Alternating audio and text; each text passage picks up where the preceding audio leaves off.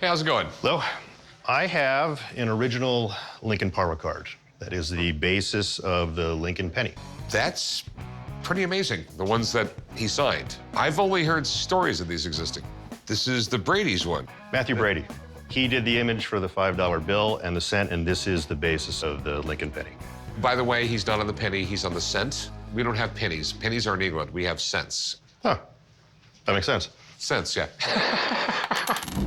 I'm at the pawn shop today to sell my Lincoln Parlor card. So I'm a collector of Lincoln memorabilia, and I saw this card at an estate sale about 15 years ago, and I don't think they knew what they were selling. If I sell the card, I'm going to reinvest in my Lincoln collection. Okay, I mean, yeah, I'm just a little shocked at seeing it. This is one of those, like, Holy Grail Lincoln things. Parlor cards were sort of a new thing. They sort of came out in the 1860s. Back then, it was a really cool thing to have a photograph in your house because photographs were expensive, really new high-tech things. Eventually, it became really popular to get, like, you know, the president, maybe a famous writer or something like that. You get their parlor cards, and you would literally put them in your parlor in a glass case, and it showed you were sophisticated. It was a big deal. This guy Brady made some parlor cards, actually had Lincoln sign them. And so this is actually the image that is on the cent in your pocket. The Lincoln cent came out in 1909, and right around that time period, Lincoln had elevated to the status of greatest American the world has ever seen. That's when they started designing a memorial for him. Also around that time period, Teddy Roosevelt, he really hated the way our coins looked. Our cent was the Indian cent. He just told the Department of Bureau of Engraving, let's get something a little better. And that's when all of our coinage changed. And there for a while, we had Lincoln and then a bunch of beautiful women on our coins. Like I said, I'm still in shock that you brought this in here. I didn't know one existed in private hands. I'm not aware there's another one. If this is truly the only Lincoln card out there, it's gonna be worth a lot of money. And being the history nerd that I am, this is one collectible I almost have to have. And you want to sell it? I do. How much you want for it? I know you've got to make some money on it. This is the only one left, so I think a fair price is $100,000. That's a lot of sense. And I did have it authenticated a number of years ago. Well, you got it done from PSA, which makes it legit and everything. So I know it's real.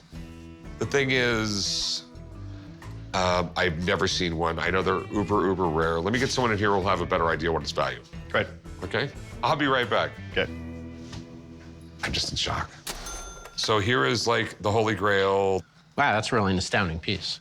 So did he sign a bunch of these, or? I mean, did he have just, like, a stack in his desk and say, here you go, or, like? No, photography was not an easy process. It's not like today where you can just run off photographs and any senator or president can sign them easily. Mid-19th century photographs are generally pretty uncommon. I'm not sure I know of any of his predecessor, James Buchanan. There were a couple engravings of John Quincy Adams that he signed. They're pretty rare. They're only a handful in existence. I mean, really, if you're collecting presidential signed photographs, this is the top of the pyramid. I've never actually seen one before.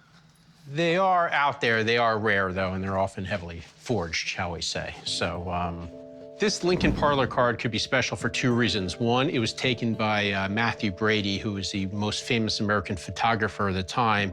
And two, it was later used to create the image of Lincoln on the penny. So I brought in some examples of authentic Lincoln signatures here. So one thing I look for authenticity is the angle of the O. He usually makes it not as a perfect circle, but as an oval, and he usually slants it about 45 degrees upwards. So if you look here, there's a 45-degree angle. And then if we come over here, you can see it's not a perfect circle, it's sort of an oval, and you can sort of see the lower point and top point make that 45-degree angle. So, Rick, I do believe it is genuinely signed by our 16th president himself. Okay. So the big question, what's it worth? In a high-end retail gallery setting, you could probably put a price of $150,000.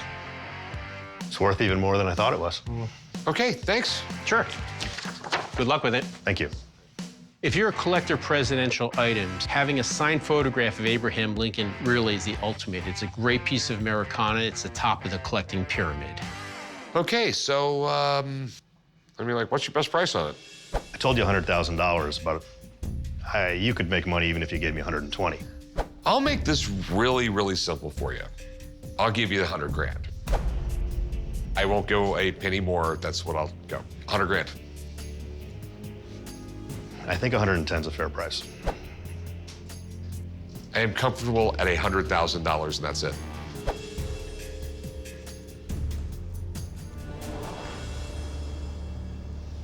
We got a deal. Sweet. Go right over there. We'll do some paperwork, and I'll get you paid. Great. And then you can pay the IRS. We look similar, don't we? Yeah. I could be president. What do we got here? It's an 18th century flintlock pistol used around the Revolutionary War period. After they'd shoot something, and they'd flip it around and use this to smash somebody in the head. You actually make some of these with axes on the end of them. Yeah, isn't that cool? I'm here today to sell my 18th century flintlock pistol. I consider myself an amateur collector. This is the oldest one I've ever bought, and it's got a lot of history to it. I think it's a really good gun. So why are you trying to get rid of it? Well, my wife is kind of pushing me for it. I love this gun. It's like been the cream of my my collection, and you know, it kills me to sell it. I don't want to sell it, but I either got to get rid of the gun or the wife, and Well, man, some people would choose to get rid of the wife. I've had her a long time. She's paid off. Where'd you get it? I got it at a gun show. There was a seller there who had got it from a estate sale, and I was told that at the estate sale it'd been in the family for generations. So, you know, the seller had a lot of information about it, and if you look over here, they've got some of the markings that are indicative of something in that time period. So how much are you looking to get for it? I'd like to get $1,000 out of it. I think it's worth it. $1,000? It's not that it wouldn't be worth $1,000. It's, you know, I just don't know if it's real. I'd like to call in an expert. Okay. If it is real, then I can definitely take it, and we can probably work out a deal. No problem. All right, deal. I gotta make sure it's real. Before I make a deal, I gotta call somebody and find out. Hey, Sean, how's it going? Hey, Corey. Good to see you again. What I love about the Antique Arms and Armor is just being able to connect it with our history and just knowing that, gosh, you know, there was a British officer that held this flintlock pistol, and then now I'm holding it 300 years later. So this is yours, Jim? Yeah. And what do you know about it? Well, I got it at a gun show, and you know, the seller had bought it from an estate sale, and it'd been in the family for generations, and I was fortunate enough to get it. Okay, and did he represent it as, you know, authentic, and did it come with any paperwork or provenance or anything like that? He did tell me it was authentic. Okay. And it did, but there was no paperwork with it. Okay. So he didn't have it. You know, it's a estate sale. So. Mind if I have a look? And Please. Well, this form of flintlock pistol was made by the British military in between the years about 1790 and 1820. It's a smoothbore barrel with a range of about 20 to 30 feet. And, you know, it wasn't rifled, so your accuracy was not so good. What do you think it's worth? If it's authentic and, you know, to the period, anywhere between $1,500 and $2,500. To kind of give you an idea of the standards of condition, you would expect to see all the metal heavily pitted. This one, you can tell what the markings are. There's no, you know, apparent major pitting or damage or deterioration to, you know, the metal or the wood. So I would classify this as a very good defined condition. Unfortunately, just right off the bat, I know that this is, unfortunately, a reproduction. Okay, so how can you tell? First of all, the markings were, you know, punched in as opposed to hand engraved. The crown over GR mark is for King George III, which is correct for the period guns. However, it's a bit different in style. It's not hand engraved. You would have certain markings on the barrel that were proof marks from the Tower of London. There is just nothing about this gun that is of the period. You're sure? 100% positive. It looks the period, and it looks like it has age, but it's all artificial. So how much is this thing worth? Its value would be about $75 to $100. You know, I paid $800 for this. I'm sorry you got burned. Yeah, so, okay, maybe the thing is a fake. Yeah, man, unfortunately, this happens a lot. I mean, you gotta have something saying that it's real. I feel bad for the guy. I mean, I wouldn't want to lose that kind of money either. But I mean, he should have got the paperwork. Sorry. Oh, boy. My wife was pissed when I bought this gun. Now she's really gonna kill me. How you doing? All right, so what do we got here? A couple of World War I knives. Very cool, too, by the way. Yeah, these are some badass knives. Can you imagine getting, like, hammered in the face with this? Oh, I like this one better where you can, this is called a skull buster.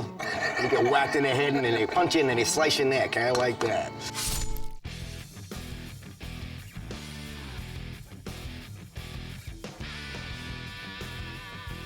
Coming into the pawn shop today to try to sell my knives, my cool, antique World War I knives. So where did you get these things? This one I got from an estate sale probably about 2 or 3 years ago. This one I got from another estate sale probably about a year later. So do you know anything about them, or? Not really. World War I, that's all I know. Well, I can definitely tell you it's pre-World War II because it's pretty common to find knuckle guards on weapons like this. You have to understand, they jump in that trench, it was no rifle going, it was punch, stab, punch, stab. And that's just the way they fought. This knife predates World War II because this type of blade was banned right after the Geneva Convention. Why is that? Well, you see, it was the Geneva Convention that you had to have a standard blade, so when they cut you with it, they could just stitch it up.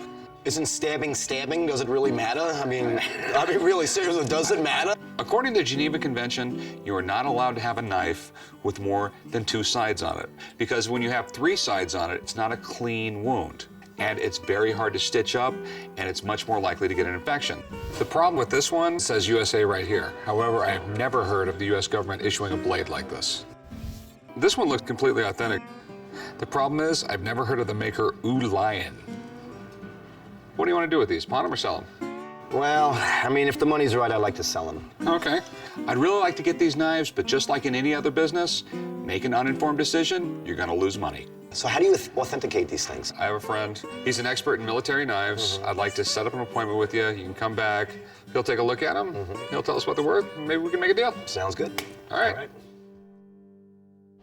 These are the World War I knives I called you about? All right. I would like to know the story behind these knives. First of all, how they were made, where they were made, blah, blah, blah, like that. But, I mean, I just really want to know exactly what they're worth.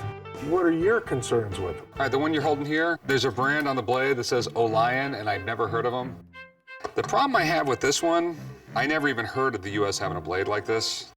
My name's Dean, and I'm an expert in antique U.S. military edged weapons. So this one is called a Mark I trench knife. And 1918 is when they were first manufactured by Allion, a French manufacturer, and any infantryman would be issued this knife if he were going into theater where they were fighting in the trenches. And if you can imagine being punched in the face with one of these, it would disable you, and that was the intent. That's it for the 1918 Allion. Okay. Right? This particular knife, if it is original, should have a triangular blade, and it does. This knife was actually the first military knife consigned during World War I. And it is so named the 1917-1918 trench knife. Now, this particular knife is manufactured by the American Cutlery Company. And the primary specification in that which is quoted is that it must have the capability of penetrating the German trench coats. The term trench coat comes from World War I because it was trench warfare. They were thick wool jackets. Not only would wool jackets keep you warm when it was wet, it was also extremely difficult to pierce with a normal knife. The military wanted a knife, a weapon that would penetrate that trench coat, and this was the design that came I up. imagine it's like a giant ice pick. I told you it was cool, man. So the big question, how much are they worth? Well, the 1918 Allion is a pretty rare manufacturer. The one thing that I don't like about it is the fact that it's been covered with varnish. People are constantly destroying the value of their antiques because all of a sudden they're restoration experts. Don't do it. I would value this at about $175. I can't see that having varnish on it brings it down, and that really disappoints me because I thought it was worth a lot more money, being they're 90 years old. The American Cutlery knife. It's in really nice shape. It's probably a $225 to $250 knife. Okay. Thanks for coming in, Dave. Rick, I appreciate it. As always, it's a pleasure. All right, Thank thanks. you It's very great to much. meet you, Thank too. you. Thank you. Now I know a lot more about the knives, and I know what they're worth. Only thing is now, what am I gonna have to pay for them? So what do you want for them? I'd like to see $350. Dean said these were worth $475, and basically what I can do is $250. Too low. Can you go $350? Best I can do is $250. Nah, I can't do that. Can you $300? Can you at least give me $300 for them? $251. You know what? Forget it. It's just a matter of economics. No, I understand. I'm gonna keep them. All right. Sorry we couldn't do business. Thanks for coming in, man. Not a problem. Thank you very much. You know what? I'm just gonna keep them at home and just enjoy them for a while, and my daughter can have them later on in life. I don't care, but I'm not selling them for $251. He can kiss my butt. What do we got? We have a 1632 map of France. In 1632, probably 100 to 1 odds that you ever got more than 20 miles from where you were born. What do you do if there's only like 4 girls in your village? I guess you're fighting somebody. I came to the pawn shop today to sell my 1632 map of France. I'd like to sell it because I've got several other maps and I only paid about $100 for it. I'm hoping to get as much as $1,700 for this, but I won't take less than $600.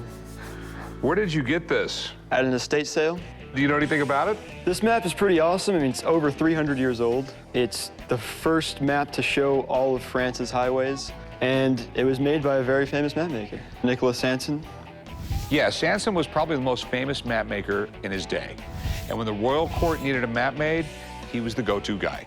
So how'd they figure out the whole shape of France and everything? Believe it or not, thousands of years ago, there were devices that measured at very long distances. If you had an understanding of geometry, you could make a pretty good map. It was a long, tedious process, but they got it done, and a lot of times they were pretty accurate. People have been making maps for thousands and thousands of years, but it wasn't like they had GPS technology to help them out. So sometimes they just had to say, what the hell, and take a guess. Okay, I don't speak French, but I know mer means sea, and whatever this says right here, I'm assuming Britain. So, I mean, the English Channel right here, we have the Mediterranean. Everything looks right on it. It's the right kind of engraving. It's the right fonts. This is hand-laid paper. This thing has some staining on it, some spotting. It's in pretty good shape. It's neat that it's done by Sanson. This is an amazing antique map. It has real value as an historical piece and a work of art. And the fact that it was made by a famous map maker will have collectors jumping at the chance to buy it. All right, so do you want to pawn it? You want to sell it? I'd like to sell it. So how much do you want? $1,700. Not gonna happen. It's not worth that. I mean, I can pick up maps like this that are nicer for less. I'd give you like $300 for it. Come on, man. I mean, It's over 300 years old. now, if this was of the New World in 1632 in Virginia, much bigger deal. I mean, I literally believe this thing is worth right around $600 the way it sits. 600? No, that's what it's worth. I'll give you 400, and then I can make a little. How about 1,000? I feel like it's worth 1,000 just because of the sheer age and the historical significance. Okay, I'm willing to go up to 4.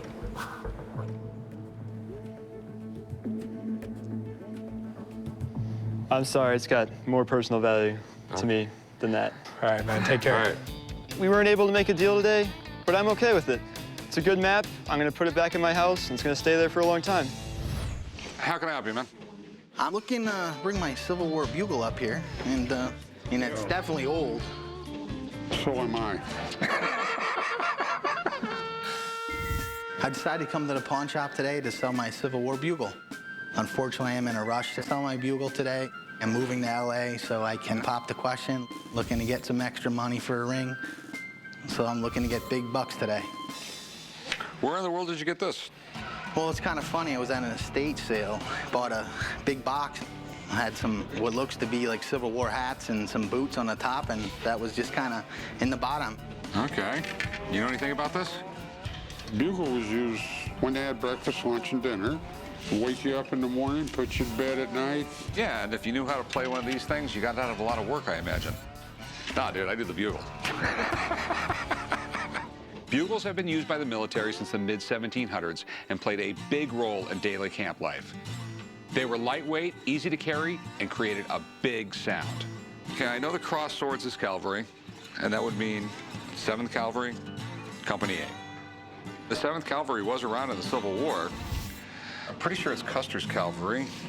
The 7th Cavalry was formed in the mid-1800s, and they continued to train on horses all the way up through the end of World War II. Even though they had many victories, they're still known for Custer's charge at Little Bighorn, and that didn't go so well. So, what did you want to do with it? Well, I would like to sell it. I'm looking to get some money together for an engagement ring. How much were you looking for? I would say 1,000. I mean, I really like it. I mean, it's just, I don't know of any way to date these things. 500? You know, I don't even know if it's real. You just can't tell. I have a guy who knows all about these things, and he can tell us exactly what it is, if you want to go that route. The problem is my car's packed. I'm moving to LA. I don't have the time. Okay.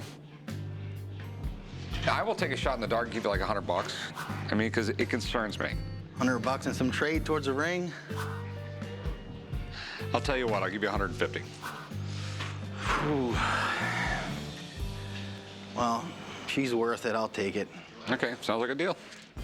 I'm kind of in the middle between a rock and a hard place here. I am in a rush. I'm moving to LA. I only paid $50 for the whole box, so I made $100. Let's go do some paperwork. I do wish that I could stick around today because I do believe my Civil War bugle is authentic.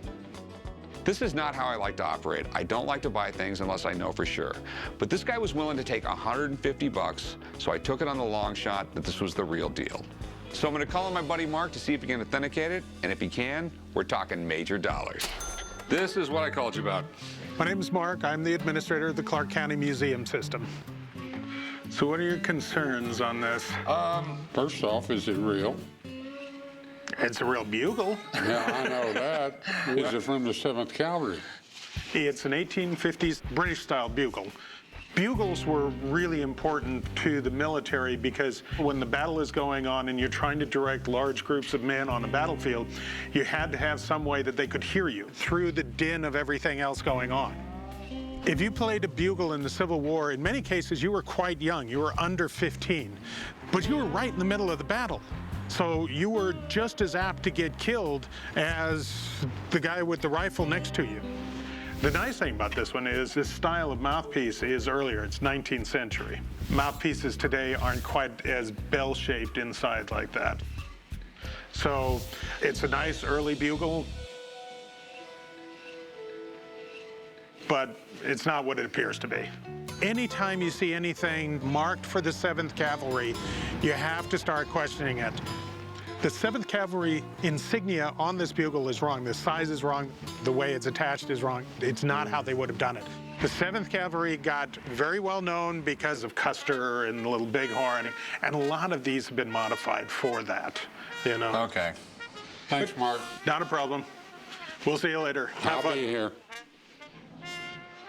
Well, we can't sell it now. Why can't we? Because it says the 7th Cavalry on it, and it's not a 7th Cavalry one. No. We're going to sell it as a 19th century bugle that somebody put 7th Cavalry on that ain't right. Whatever. We're still not going to get our money back. Watch me. What you got here, son? It's an old scooter. A wee wheeler.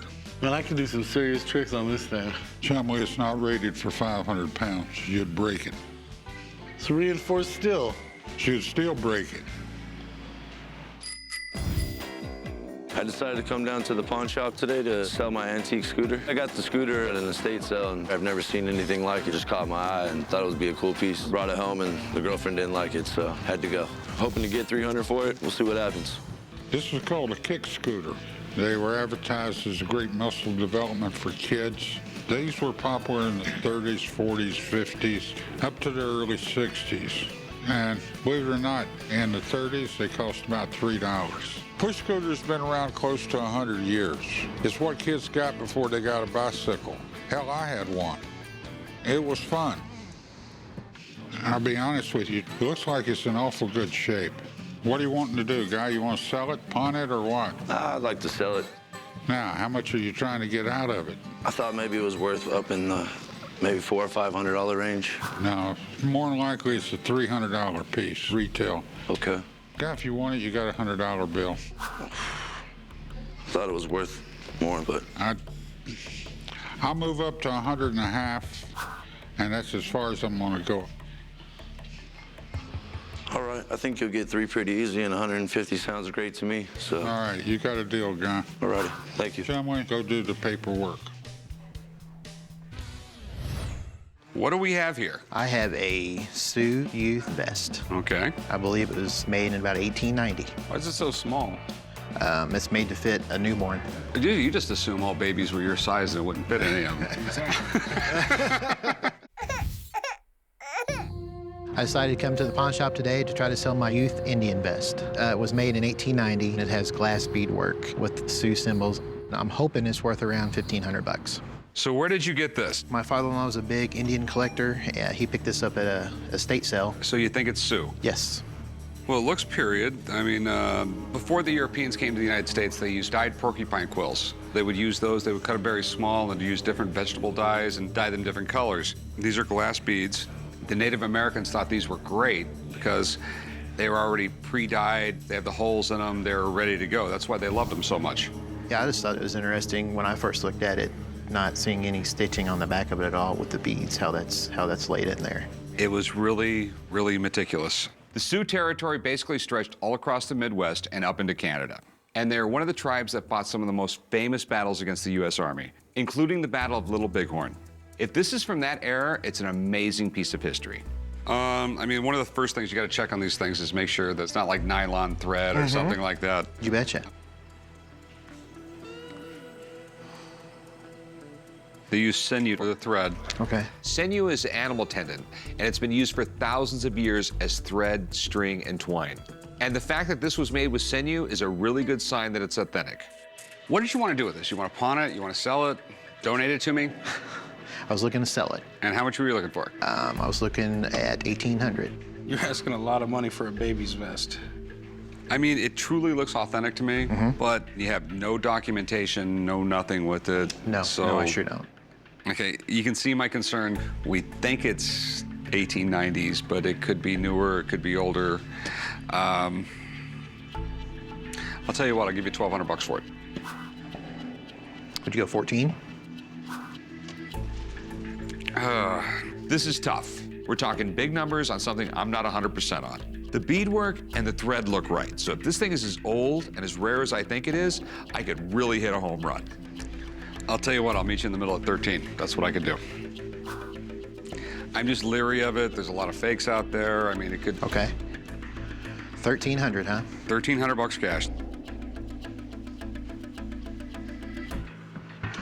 All right, well, you know, since my father-in-law didn't give me a number, I'm gonna go with that. Okay. We're gonna sell it. All right, you want to go write them up? All right, man, let's go do some paperwork. I settled on 1,300 because I think it's a fair price, and I'm just hoping my father-in-law thinks it's a fair price when I get home. I got something to show you. You do? All right, well, let's take a look. Well, now, the guys at the shop call me down when they've got something unusual that's historic in nature, and I'll come down and take a look at it. From looking at the beadwork, it looks to be Sioux, or it's Northern Plains beadwork. The Sioux Nation were known as one of the tribes that took to the horse very well. So they were a warrior tribe. They were ones that we fought a number of times during the Indian Wars. They often used this lazy stitch, is what it's called when you had a number of beads on one stitch. The greasy yellow is right, the purple is early. These are nice early colors. The beads were traded to them by Indian traders. You know, the first overland expedition in California carried beads. We've always heard about the beads that bought Manhattan and all of that sort of thing. Beading was very important in a number of Native American cultures, and the Sioux maintained that. All of that is correct on it, unfortunately. I don't think this is from that time period. I love it when my dad makes mistakes. If he just would have called in Mark before he bought it, he wouldn't have screwed up. Normally, if it's Sioux, it's going to be beaded completely, front and back. In this case, the thread in here is not sinew, it's cotton thread. It's cotton? I could have swore it was sinew. So Mr. Know-It-All didn't know everything. I think he was mistaken, yes. Part of what bothers me also is this wear pattern is not natural. If it was done naturally, all of it would look evenly aged. Right along the edges, the hide on the back is not worn. It looks new. Somebody wanted to age this. They wanted to make it look older than it was. So it's basically a fake. It's modern. No, I wouldn't say it's a fake. I think it's Indian made, but it's made for sale. It's not made for use. Can't believe you missed the wear patterns, man. Someone paid $1,300 for that vest. What do you think about that? The seller got a good deal. There were a number of issues with it that made it very clear that this was a 20th century vest. It's unfortunate. I was certain I hit it out of the park. Even though risk is a big part of what we do, I just hate being wrong. Hey, I mean, we all make mistakes. I mean, who would have thought the Indian vest would have turned out to be real? Yeah, I mean, I'll let him know right now. Here, it's Mark Hall Patton. That Indian vest you bought is actually real. Really? Hey, Mark, what's up? Nope.